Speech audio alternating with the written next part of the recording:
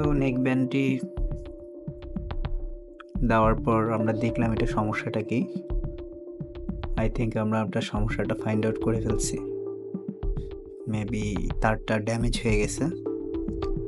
এ ধরনের নেক ব্যান্ডগুলো বিশেষ করে ঘাড়ে থাকা অবস্থায় যদি কেউ টান দিয়ে থাকে সেই ক্ষেত্রে কেবলটি নষ্ট হয়ে যাওয়ার সম্ভাবনা থাকে। সো প্রথমে আমরা খুলে দেখব। আমাদের ধারণা নেক ব্যান্ডটির ভিতরে তারটি ছিঁড়ে গেছে। যে আমাদের ধারণাটি সঠিক, নেক ব্যান্ডটির ভিতরের থেকে তারটি ছিঁড়ে গেছে। অনেক সময় তারটি ছিঁড়ে নাও যেতে পারে, তো সেই ক্ষেত্রে তারটা কেটে রিসোল্ডারিং করে ঝালাই করলে আশা করি ঠিক হয়ে যায়। সো আমরা বেশ খানিকটা ড্যামেজ পার্ট ফাইন্ড আউট করতে পারছি। সো ড্যামেজ পার্টটা আমরা কেচির সাহায্যে নিয়ে কেটে ফেলবো। ড্যামেজ পার্টটা আমরা কেচির সাহায্যে কেটে ফেললাম।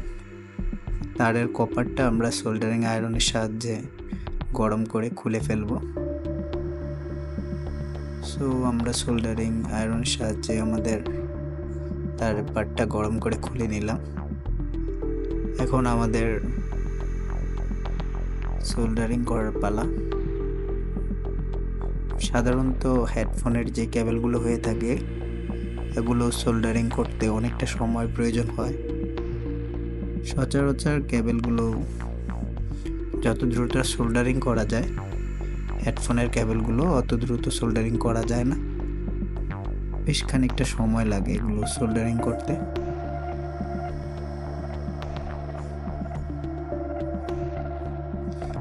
আপনারা দেখতে পাচ্ছেন বেশ খানিকটা সময় লাগে। যখন আপনারা ঝালাই করবেন ঠিক তখনই বুঝতে পারবেন এটা কতটা সময় লাগে। আশা করি আমাদের কেবলটা সোল্ডারিং হয়ে গেছে। আমরা সার্কিটে কানেকশনটি দিয়ে দেব। সার্কিটে কানেকশনটি দেওয়ার আগে প্লাস মাইনাস চিহ্নটি দেখে নেবেন। পজিটিভ নেগেটিভ চিহ্নটি দেখে নিলে কাজ করতে সুবিধা হয়। কেবলের যে লাল কালার অংশ সেটি হচ্ছে প্লাস, আর যেটি গোল্ডেন কালার অংশ সেটি হচ্ছে মাইনাস। সো আমরা সোল্ডারিং আয়রনের সাহায্যে প্লাস কানেকশনটি দিয়ে দিচ্ছি।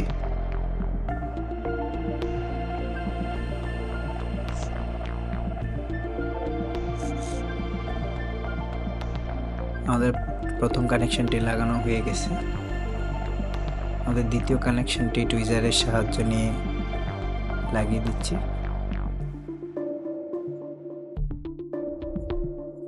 আমাদের দ্বিতীয় কানেকশনটি লাগানো প্রায় শেষ হয়ে গেছে। আশা করি আমাদের ব্লুটুথটি ঠিক হয়ে গেছে। এখন আমাদের ফিটিং করার পালা। যেহেতু এটার কেবলটা কেটে ফেলা হয়েছে, এটার লকটা অলরেডি নষ্ট হয়ে গেছে। সো আমরা এটাকে গ্লু সাহায্য নিয়ে এটাকে ফিটিং করে দেব যাতে করে এটা খুলে না যায়। আমরা অলরেডি গ্লুর সাহায্য নিয়ে এটা সেট করছি। এই গ্লুটা বসতে বেশ খানিকটা সময় লাগে। যদি একবার গ্লুটা শুকিয়ে যায় তখন অনেক স্ট্রং হয়ে যাবে। আর এটা খোলার সময় ভলিউম কিটা খুলে গিয়েছিল, ওইটাকে আবার সংযোজন করে দিলাম। এখন আমাদের কভারটি বসানোর পালা। কভারটি বসানোর সময় যে পাওয়ার সুইচের যে নবটি আছে এই নবটি অলরেডি খুলে গিয়েছিল। আবার নবটিকে খুঁজে পুনরায় আগের জায়গায় বসিয়ে তারপরে গ্লুর সাহায্য নিয়ে সেট করে দেওয়া হবে।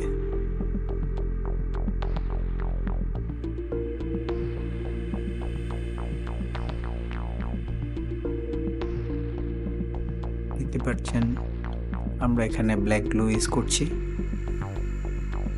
এখানে আপনি কস্টিপ চাইলে সার্জিক্যাল ট্যাপ ইউজ করতে পারেন। সো আমার কাছে গাম ছিল তাই আমরা গাম ইউজ করছি।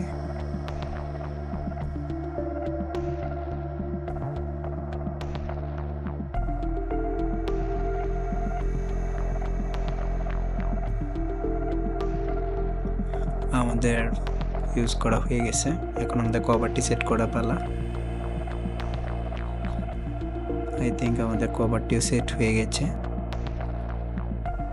এখন আমরা বেশ খানিকটা ফাঁকা জায়গা আছে, ওখানে গ্লো করে দিব।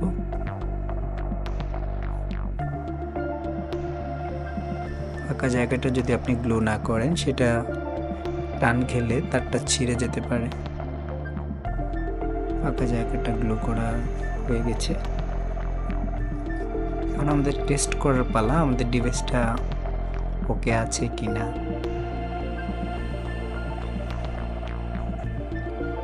আমরা পাওয়ার কিটা প্রেস করে দেখব।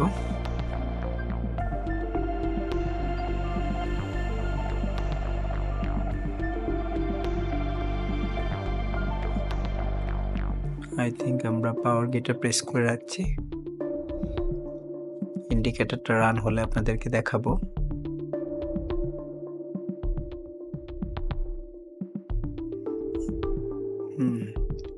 আই থিঙ্ক পাওয়ার রান হয়ে গেছে। আমরা দেখতে পাচ্ছি ইন্ডিকেটরটা রান হয়ে গেছে। তো চমৎকার একটি ব্লুটুথ নিকব্যান্ড এভাবে ঠিক করা হয়ে গেল। সামান্য একটু তার ড্যামেজের কারণে নিকব্যান্ডটি ফেলে দিতে হয়। আমরা একটু চেষ্টা করলেই ঠিক করতে পারি। ধন্যবাদ।